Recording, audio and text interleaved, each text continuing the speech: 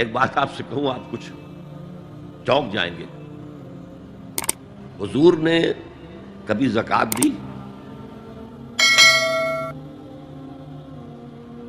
کبھی نصاب کے بقدر پیسہ آپ کے پاس جمع ہوا کہ آپ پر زکوٰۃ واجب ہوتی؟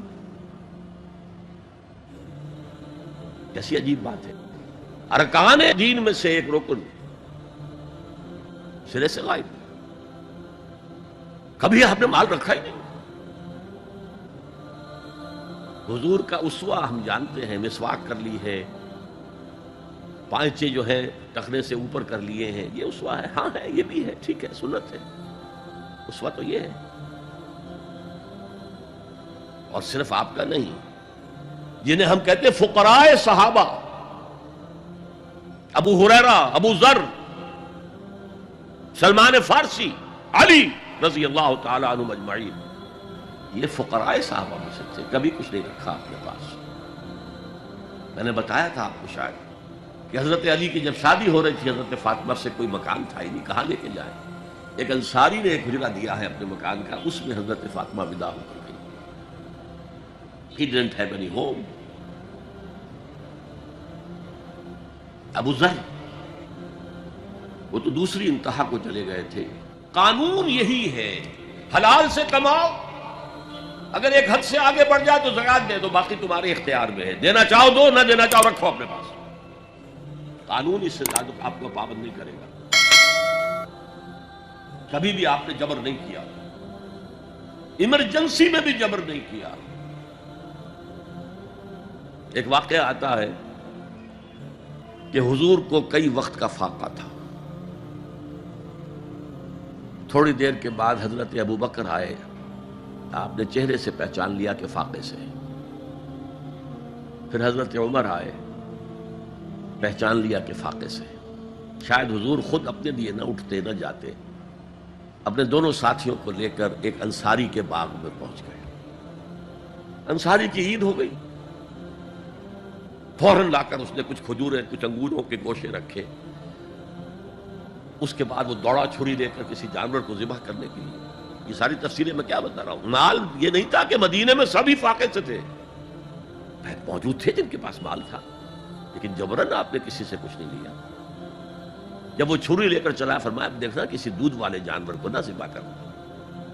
بہرحال کچھ دیر کے بعد وہ گوشت پکا کر لایا، روٹیاں رکھیں. اس کے بعد حضور نے ایک روٹی پر چند بوٹیاں رکھ کر کہا یہ عائشہ کو دے آؤ، اسے بھی کئی وقت کا فاقہ ہے. اور پھر حضرت عمر کی طرف رخ کر کے کہا عمر یہ ہیں وہ نعمتیں جس کا حساب دینا پڑے گا اللہ کے ہاں. فَأَمَّا بِنِعْمَةِ رَبِّكَ فَحَدِّثْ. اور یہ جو فرمایا گیا الہاکم التکاثر میں، نعمتوں کا حساب لیا جائے. وَلَتُسْأَلُنَّ يَوْمَئِذٍ عَنِ النَّعِيمِ. فرمایا یہ نعمتیں. یہ ہے اصل میں انفاق کا معاملہ. آپ کے اس پر چھوڑ دیا گیا ہے. جتنا بھی آپ میں جذبہ ہے، جتنا بھی آخرت کا یقین ہے، اتنا ہی آپ پسند کریں گے کہ آخرت کے بینک میں جمع کرائیں. یہاں کے بینکوں میں کیوں جمع کرائیں؟ یہاں کتنا دے دیں گے آپ کو؟ 10%، 20%. وہاں 700% ملتا ہے. 700% نہیں، 7000، 700 گنا. Why to keep it in these banks? حضرت مسیح کا جو پہاڑی کا واس بہت مشہور ہے، سرمن آف دا ماؤنٹ. بڑے پیارے الفاظ ہیں. میں آپ سے اپنا تاثر عرض کیے بغیر نہیں رہ سکتا. جہاں تک مواعظ کا تعلق ہے، جو حضرت مسیح کے مواعظ آئے ہیں، ان سے اونچے واعظ کوئی ممکن نہیں. اسی میں یہ جملہ بھی ہے، دیکھو اپنا مال زمین پر جمع نہ کرو. جہاں چوری بھی ہوتی ہے ڈاکہ بھی پڑتا ہے، کیڑا بھی خراب کرتا ہے. آسمان پر جمع کرو جہاں نہ چوری کا اندیشہ، نہ ڈاکے کا خوف، نہ کیڑا خراب کر سکے. اس لیے کہ میں تم سے سچ کہتا ہوں کہ جہاں تمہارا مال ہوگا وہیں تمہارا دل ہوگا. مال یہاں ہوگا تو دل اٹکا ہوا ہوگا، اور فرشتے اس طرح گھسیٹ کر کھینچیں گے آپ کی جان کو جیسے کہ سیخ پر سے کباب کھینچا جاتا ہے. اور اگر دل وہاں لگا ہوا ہے جس کے لاکھوں کروڑوں ڈالر سوئس بینکس میں جمع ہیں، اسے کہا جائے نکل جاؤ پاکستان سے، اسے کوئی تکلیف ہوگی؟ نکل جاؤ فلاں ملک سے، ملک بدل کرتے تھے، کیا تکلیف؟ میرے بینک کے اندر پیسے ہیں۔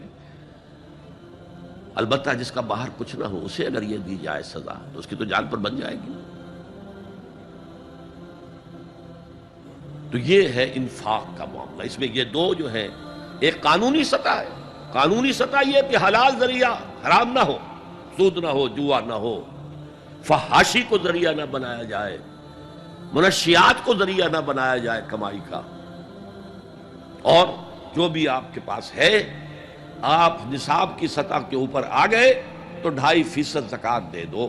قانون اس سے آگے آپ سے مطالبہ نہیں کرے گا، اگرچہ فقہاء نے یہ فتویٰ دیا ہے کہ اگر کسی وقت جو فقراء ہیں ان کی ضرورتیں زکوٰۃ سے پوری نہ ہو سکے تو اس وقت کا امام، اس وقت کا خلیفہ، وہ زبردستی بھی امراء کے مال میں سے مزید دے سکتا ہے زکوٰۃ کے علاوہ۔ لیکن کمال یہ ہے محمد رسول اللہ صلی اللہ علیہ وسلم کا کہ نہایت جان گسل تحریک جو تھی، انقلابی تحریک، اس میں بھی کبھی آپ نے جبر سے کام نہیں لیا۔